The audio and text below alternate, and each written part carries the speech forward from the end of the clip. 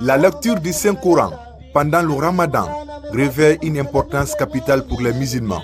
Ce mois béni commémore la révélation du Coran au prophète Mohammed, paix et salut sur lui, faisant de la récitation et de la méditation sur ces versets une pratique centrale, considérée comme un guide pour les musulmans et une preuve claire de la bonne direction et de discernement. Ici, à la grande mosquée de Kankan, des fidèles musulmans sont autour de l'imam et interprète Mohamed Lamine Bamba pour être plus proche de Dieu et comprendre le sens des versets coraniques.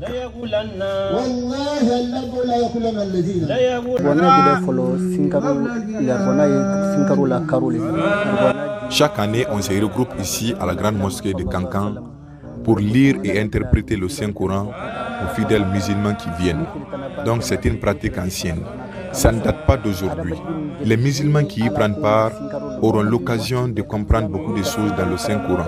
C'est une manière également de craindre leur Créateur, Dieu le Tout-Puissant Allah. Vouloir prendre part à cette lecture du Saint-Coran revêt une importance capitale dans la religion musulmane, surtout pendant ces mois saints de Ramadan.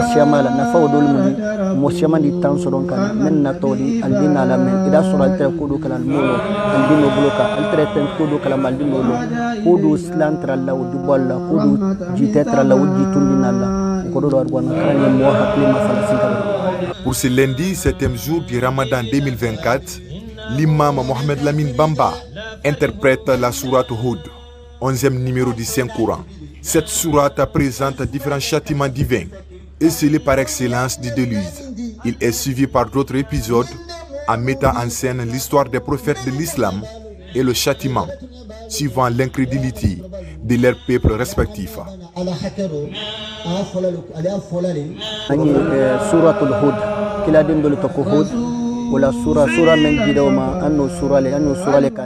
Nous sommes en train d'interpréter aujourd'hui la sourate Hud, 11e numéro du Saint-Coran. C'est une sourate très importante. Dieu a relaté l'histoire des prophètes, jusqu'à Mohammed, paix et salut sur lui, qui est le dernier des messagers.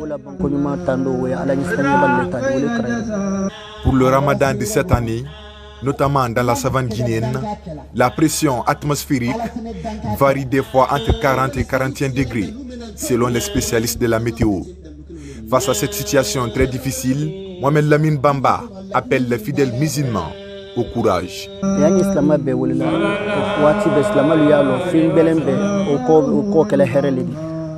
Tout le monde sait qu'il fait chaud actuellement à Kankan, mais j'invite tout le monde à observer le courage, car le prix à payer sera très important à l'au-delà.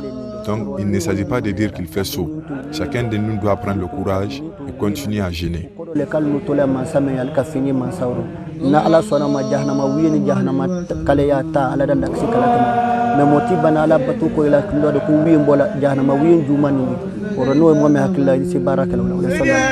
Ici, à la grande mosquée de Kankan, comme un peu partout dans la ville de Cheikh Fanta Madi Chérif, les fidèles musulmans sont connectés au livre saint pour être plus proches de leur Créateur.